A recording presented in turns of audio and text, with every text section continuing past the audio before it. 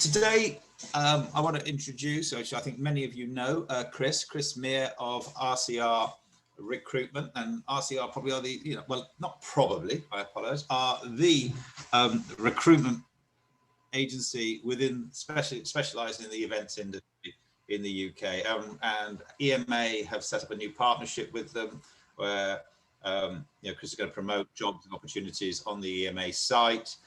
He's also going to do some advisory sessions for members, for people, both people that are looking for people, talking to recruitment. So basically, you're going to be our counsel on people for the future. But so thanks for the partnership, Chris. Welcome along, and I look forward to having a chat with you today. Yeah. But the topic that we want to discuss today is around the changing requirements for events people, eventprofs, within our sector, so specifically within the corporate sector.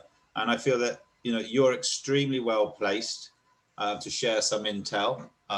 You are at the fireside there with many of both the agencies and the corporates who are starting to rebuild their teams and looking for people. You talk to people that are looking to recruit. You talk to people that are looking to be recruited, and you're giving them advice and doing some mentoring sessions with people. So let's share some of your wisdom, how things are evolving, and how, more importantly, or how they have evolved, or more importantly, how you see things evolving. I know asking you to look into a bit of a crystal ball here. Funny enough, I've just come off another session at Higher Space. They were doing something very similar on the future of the event prof, and so I think it's a very topical discussion at the moment, because there's so much changing as our roles morph into whatever those roles are going to be in the picture. So what's it going to look like? So Chris, over to you. Tell us a bit about yourself first, a bit about the company and what you're doing, and then Thank you for the intro and picking me up good and proper, Richard.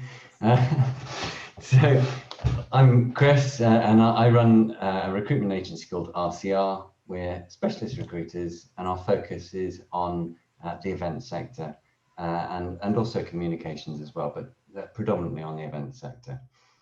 We've been going for 15 years now, and we're all ex-events people ourselves, and the kind of companies that we work with are both corporate and agency. So we're not specific to just agency recruitment, and we do a lot of corporate-based work as well.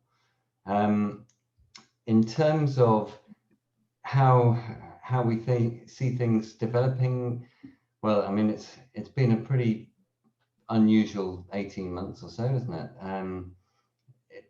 If you'd asked me that question 18 months ago, I would have said probably along the same lines that it had been.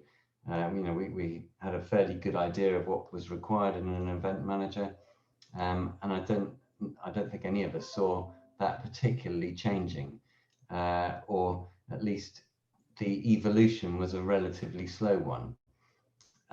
Obviously, COVID has thrown that out completely, and overnight there's been a very substantial change in the way our events are happening. In terms of where we see things, I should obviously say that our role as a recruiter is to reflect and to respond to the recruitment requests that we get. So we're seeing things after clients have decided to make changes. They come to us and they say, right, this is now what we're looking for. In terms of the kind of skill sets that we're after, in some ways they are still quite similar to those that we've always needed, in so much as event managers need to be able to think on their toes, they need to be good communicators, they need to be adaptable, they need to have good organizational skills. And these things I don't think have changed and will still be the case moving forwards. What has happened is that the requirements from clients have changed, and specifically we're now seeing very much a demand for people who have got that virtual experience that 18 months ago was just a very small part of the events mix.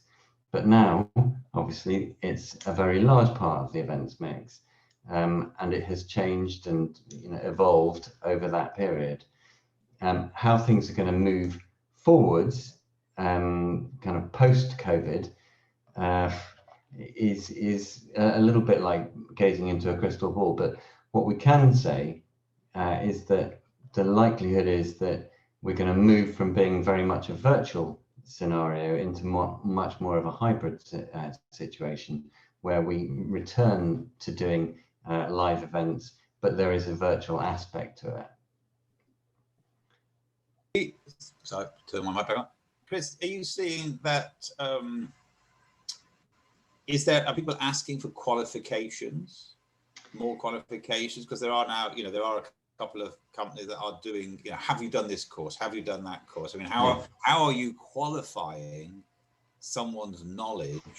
This is a good question. How are you qualifying someone's knowledge on virtual platforms, what they can do? It's easy for me to say, oh, I did this, I do that. Yeah, I know it inside out. But do I? It is a good question. And so in terms of qualifications specifically, we haven't really had clients say to us, right, we want somebody that has been through the Virtual Event Institute or who has done XYZ course in virtual. So we're not seeing a specific demand for a qualification. What we are seeing very regularly, almost entirely actually at the moment, is a demand for people who have had exposure to or experience of running virtual events. Now, that is quite subjective because, to give you an example, actually, on one of the roles that I'm recruiting at the moment, we need good, solid experience of virtual events. I had a candidate apply, and my first question was, have you worked on virtual events? Absolutely, yeah. And I was like, okay, can you talk me through that in a little bit more detail? And it turned out that they'd run a Zoom for 40 people, and that was it. Yeah. And that kind of experience isn't what this particular client's looking for.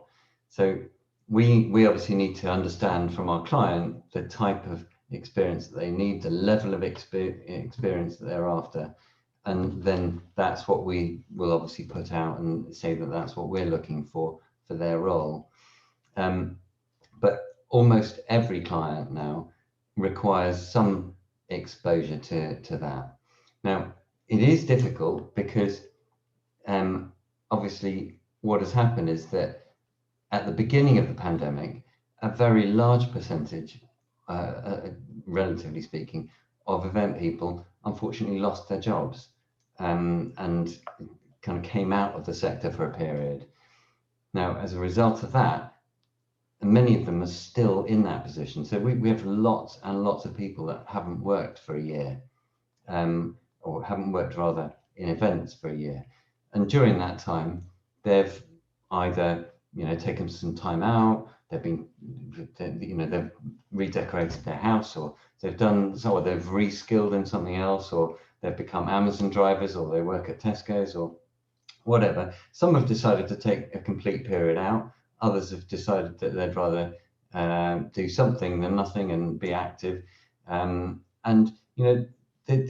that's absolutely fine in my eyes. It's not been a.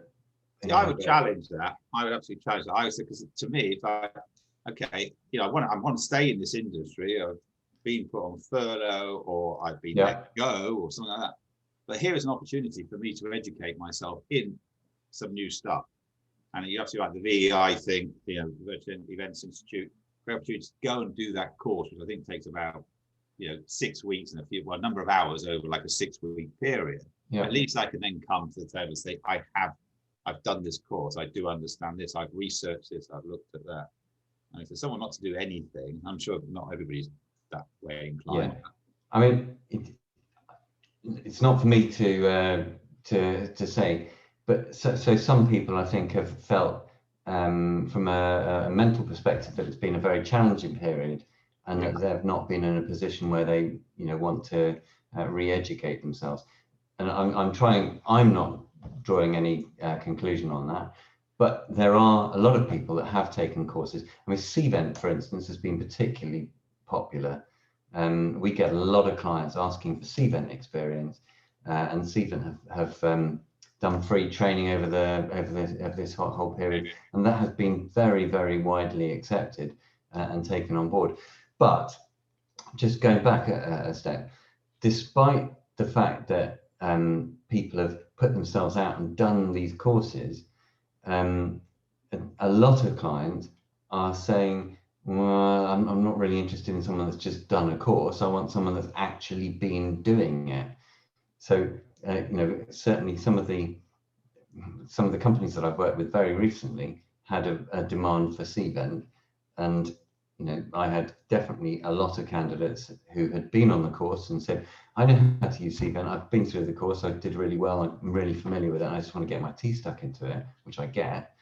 But the client was, no, do you know what? I think I really want somebody that has been working in a business environment on CVent over the last year.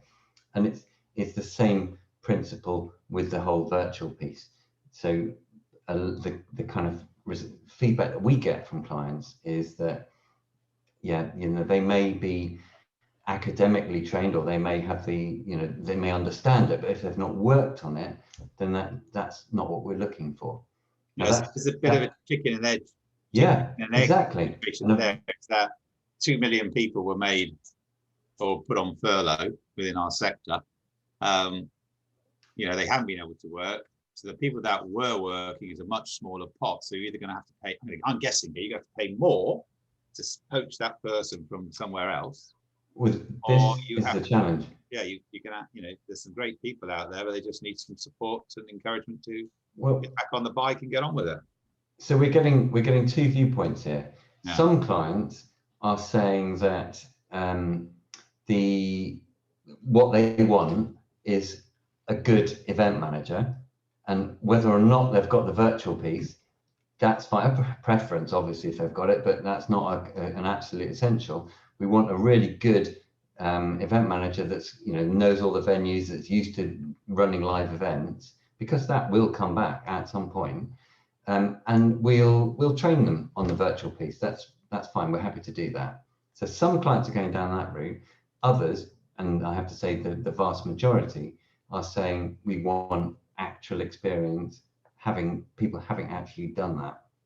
Now, that in itself is now, has for a while, but is now becoming an increasing challenge, because I think, as you alluded to, the number of people that have got that virtual experience in a business environment isn't actually that high. So we get a lot of clients who say, we're looking for an event manager. There must be loads of people out there. We must be able to get the pick of the bunch. We need this, we need that, we need this. And I'm great. Okay, fine. We can try and do that. Oh, plus virtual, obviously.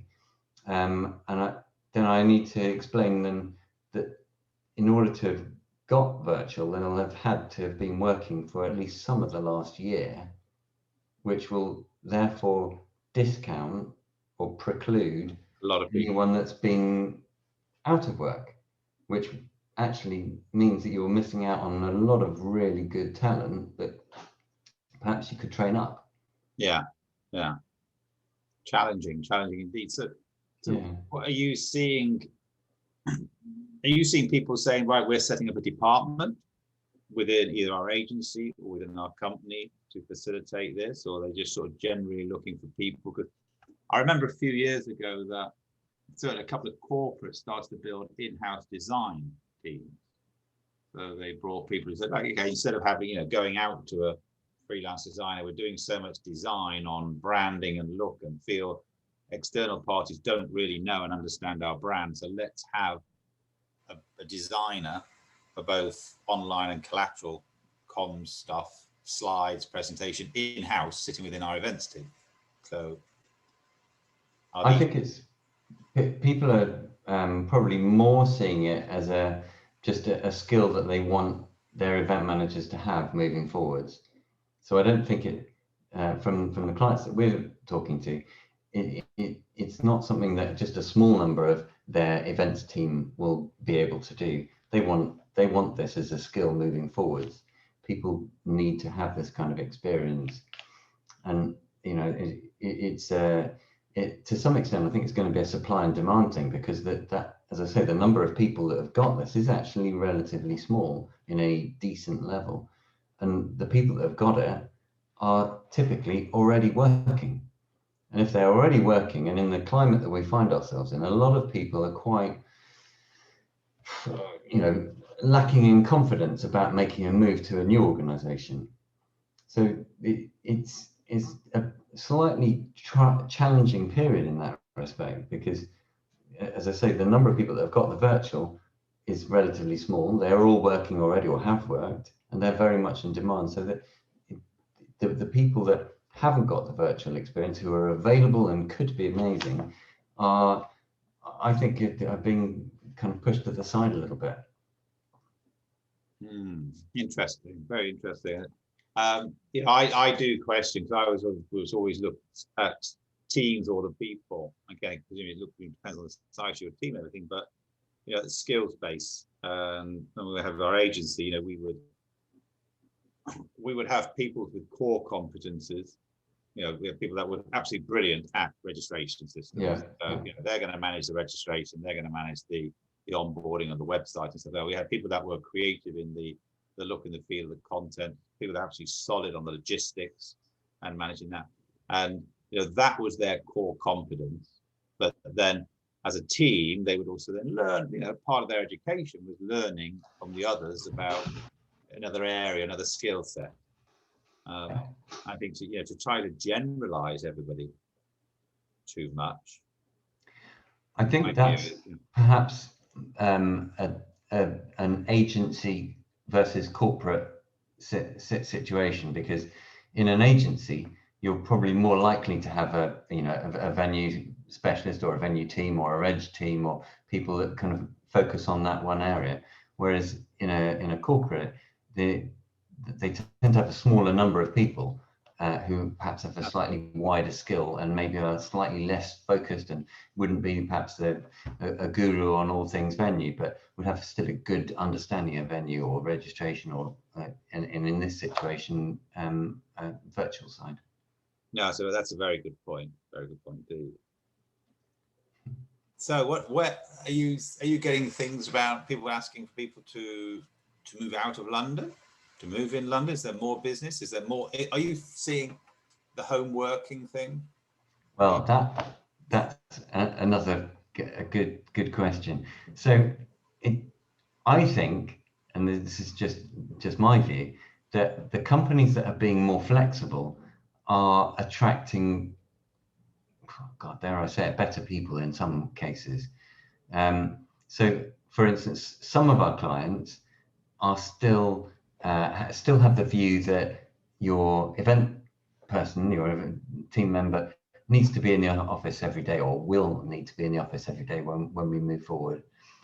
I think that's an unusual view currently, and most of the clients that we're talking to now are much more open-minded, and will think, we probably want them to come to the office 2, 3, maybe 4 days a week, but not every day. And I think certainly if for instance you're a London-based business, and you typically, like pretty much every business prior to the pandemic, had this person coming in every day, moving forwards, you'll probably look at them coming in 2 or 3 times a week, let's say, as a more of an average. And by doing that, you're actually going to then open yourself up to perhaps people that live a little further out, that wouldn't want to come in every day, but would be happy to come in once, twice, perhaps 3 times a week. So I think you're going to open yourself up to a wider potential market by doing that. Yeah, and there's some companies that are sort of, there's some talk about companies creating satellite offices, small groups of people to meet. I've heard of some companies looking at strategies, and it's a big organization saying, okay, we're going to create even I'm going to use WeWork as an example, but that hasn't been quoted. But we're going to take 10 desks at 4 WeWork places around the country, so our teams can come together if they want to go there and work. They don't necessarily have to come into head office. So again, offering those. But have you heard that? Seen that? Not so much. I think again, because we're all in that limbo at the moment, we're not really being encouraged to go into the office yet. That whole how we're going to do the office thing hasn't become such a big subject yet. I think it's starting to, because people that are recruiting now are thinking, well, look, in a month, 2, 3, 4 months time, we're going to be back hopefully to a position where we can be in the office every day. And one point, some people actually do want to be in the office more. They don't, they're sat at home. They love the banter, they love the chat, yeah, bouncing ideas around. Absolutely right. So, for instance, one of the clients that we work with has said that moving forwards, post all this nonsense that we're in at the moment, they've said that the Tuesday, Wednesday, and Thursday is going to be the office days, and Monday and Friday are optional. So it's entirely up to you. 4-day weekend, then, isn't it? Exactly. I think that's going to be quite an attractive way to do it. I think that if you're in a position where you can offer the flex, then I think there's no bad thing. And at the end of the day, a lot of the flex comes down to trust, doesn't it? If you feel that your employees are actually going to deliver and do what you want them to do, then is there a real... It's all about productivity, isn't it? Not time spent in the office. And I think, again, COVID, the benefit of COVID is that it has forced companies to allow this to happen. And I think generally they've had a pleasant surprise that, oh my God, we've carried on. We have been productive. We have this. So we can be more flexible. We can reduce our office space down. We can get people to work differently. Yeah. Emma put an interesting question in the chat, and guys, anybody who wants to ask anything or add anything, please do. But when she talks about the hesitancy that you mentioned about people moving jobs because of the security and stuff like that. Yeah. Do you think that will create? Well, I think what I'm reading there is like a divide between those that can afford to take the chance, i.e., they've perhaps got a little bit of more savings. They can say, okay, well, and people who haven't got anything and live from month to month, should we say, them being restricted in doing that, and is there that diversity thing there? Is the question. It's an economic one, really, isn't it? Sorry? It's like a social economics question. I mean, obviously, if you've not been working for some time and you're looking for a new role, you're often, I would say, going to be more amenable to opportunities than if, for instance, you're in a role and you're happy or relatively happy in your role, where you're probably only then going to think about a new role if it ticks every box that you might be looking at. So I would definitely say that people that haven't been working for some time are going to be open-minded. Yeah. Moving forwards, or certainly more open-minded than people who are, happily busy in their current role. But at the end of the day, if you're looking for a new role and you're working, then you're in a good position, I would say, in this current market. Because it's interesting. I was on a BVEP call, so the Association of Associations, and talking to different association people there, and a lot of the the production companies, the coal mine supply chain, they have lost, and those companies have lost thousands of people, and those people are not returning. They're not going to be coming back to events. They've found another job. They've adjusted their lifestyle of doing something else, and so there is a shortage of skills out there. and there's a shortage of equipment as well. And the great connection was that try and put another concert on or another festival on in August, you can't get a toilet. There are no toilets available to people. So there's no one to move them, there's no one to shift them, there's no one to clean them. So everything, it's not going to come back as big and as brash as it was. It will have to come back slowly. I'm sure that's again part of what I think was sort of being talked about out there, but definitely the whole skills, a shortage of skills. I think that's coming, and it's like I was saying earlier, it's actually quite a tough market if you're looking for everything. So if you're wanting virtual experience and you're wanting a good solid event manager and you want this and that, then it can be quite challenging to find people.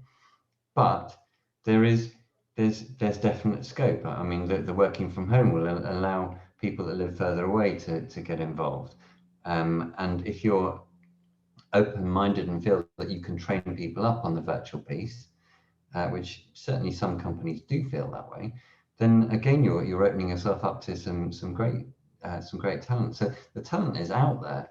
It's just being able to attract it. And just going back to your point about people leaving the industry, the headache that we have had in events, the one positive that I can see is a lot of people seem to have gone into teacher training. So hopefully that'll be a positive, and parents down the road, but parents like me won't ever have to do homeschooling again. I'm sure there's a lot of people who would love that. My goodness. Yeah, and I know because part of our BVEP members is the Association of Event Management Educators, which are the universities, and they've said that this year I think they're predicting a 20 to 30% less influx for graduates who want to do event management degrees. Yeah. Well, I mean, a tough time for everybody in our sector, but a particularly tough time for graduates, I think. People just coming in, a lot of whom obviously won't have got any virtual experience. They've come onto the market at a time where demand has been obviously tiny from last year, certainly, and it's been a difficult time for them. But the other side of that is they are far more tech savvy, and they have been doing more tech related stuff at uni. So it's like taking these young people that are tech savvy, right, we want you to learn this, they will learn it so quickly. I agree. They will learn it. Yeah. They will definitely pick it up faster than people at my age. But it'll come, I think, again, clients where they have the pick of the choice will say, well, which of the hundreds of grads that are out there have got any experience of doing virtual? Yeah. And so hopefully it's down to volunteering and everything else that people have been working on. But it's interesting to working out. I mean, I think part of that is whether you do that or whether our client, if we're looking for people, is having a questionnaire of saying, okay, what, and perhaps it is a total separate questionnaire around technology and what skills do you have, what programs have you worked on, what role did you play, what virtual platforms have you used? What do you know, what have you researched, what are you aware of? What are the key things to look at? So again, it's we used to do that from events point of view, didn't we? We used to sort of say, right, what have you done on registrations, or what have you done on logistics? Where have you been to? What languages do you speak? Sort of building out a questionnaire now, really around technology, asking similar things. Yeah, and I think the question, I suppose, is that obviously this whole period has been very virtual focused through necessity, and I've forgotten what the expression is. It's the mother of invention, anyway. Yeah, absolutely. And that's why we've progressed so far in such a short period of time. How that's going to look moving forwards, difficult. I mean, it's obviously not going to be the same next year as it is this year, because there will hopefully be some significant live element moving forwards, and at that point, or as we get there, there will be a return to the kind of old school, if you like, events experience, I think. But but we also know from our need the virtual. Yeah, but we also know from our members that, you know, generally everyone is saying there will be a far greater integration and use of technology for events. The event doesn't have to be a physical thing. The event can be an online thing as well. You know, going to that will be there. That is here to stay. And so we need to build these skills and knowledge and improve and develop what we do. And we need to be well, there are so many benefits to the virtual. There's not so many, or there is. No, there are. Absolutely. No, people have been seeing far greater take up, or joining, and cost, time, sustainability. Sustainability is a big one. Safety. Yeah, so companies are seeing all of this. So it's a challenge for you, isn't it, to find it's always the right peg to fit in the right hole, as they say. Yeah, I mean, it's it makes the world go around, I guess. It keeps us on our toes, but it's an interesting period that we're going through. That much is for certain. Chris, would you see the future? It's a big question to ask, but do you see the future being a more important role? So I think if we looked at, where the event management sits on the pecking order of within comms and stuff like this, is that, from a capabilities to manage something.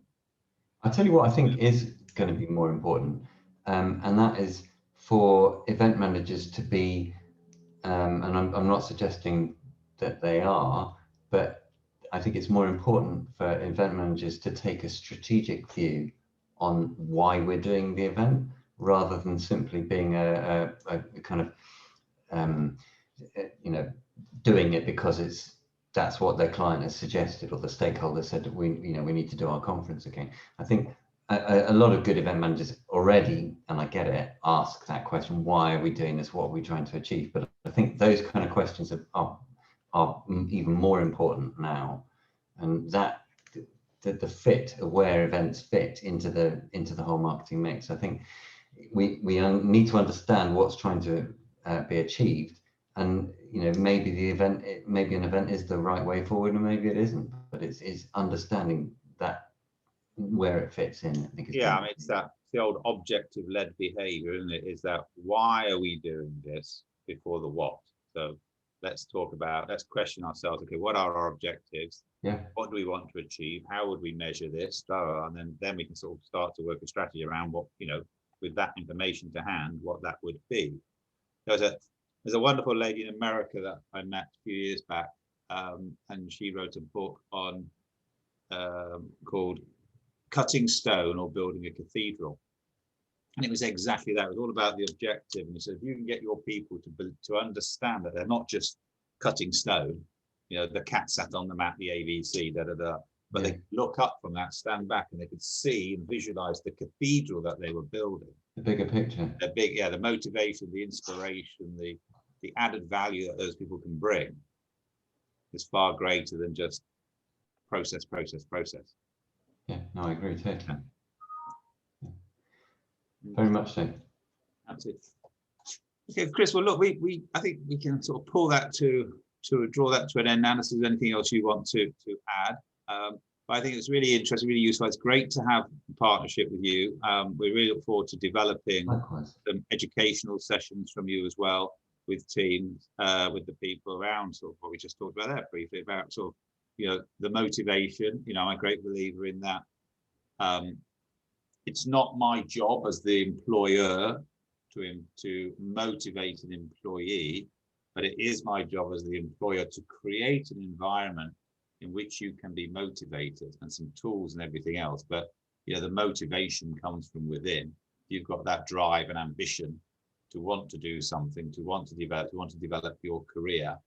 I think that's certainly give people the opportunity to be motivated. Yeah, and a great one I used to say, and I did touch this with you, we all do the PDR, the PDP process of your development is, and someone marks you as perhaps you've marked yourself as a 5, brilliant, but someone's marked you as a 4, then don't just accept that. Ask the question, so what would I need to be doing to be a 5? So then you know what you need to do. And the person has to be ready to answer that question because they have an expectation. Because a lot of times, isn't there, we all do it, everything's a 9, not a 10, because nothing's perfect. But, well, that's the Look time at it and work out what is it that's needed to get it to a 10. to get it to be perfect. I think that'd be a great discussion for us to have with you, for our members, is about that sort of education, development process, motivation, recognition, PDR. I mean, it is an interesting subject about moving forwards in terms of how clients attract their staff and whether or not the virtual experience is actually an essential, or how easy it is to train up. That's something that I find quite interesting. I mean, I agree. I think it's going to be very changing, because I think a lot of people coming to events because they want to travel, they want the opportunity to go on site, they love the human interaction, they love that engagement. That's probably why figures have dropped on the grads courses. Yeah. Whereas I don't want to be sat at a desk doing things all day, being a techie. That's interesting. Very interesting questions that we all raise, and I think it's really interesting to see how.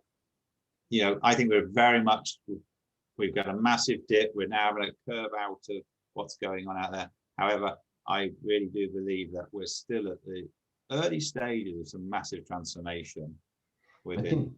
Still, and it's always been a case, but as important now as ever is the ability to be adaptable for events people, because the landscape is changing, and as you say, it's going to keep changing. And what we're doing next year might be very different to what we think we're going to be doing next year. Yeah, very much so. Okay, Chris, thank you very much for your time. We look forward to further engagement with you and involvement, and getting on a couple of panels around discussions about people and personality. That's what we're really interested in, getting your insight. You're dealing with all these different people, having your intelligent insight from how you see it, to give that advice and support to our members. Pleasure. Been good to be here. Thank you. All right, everyone. Thank you very much, and hopefully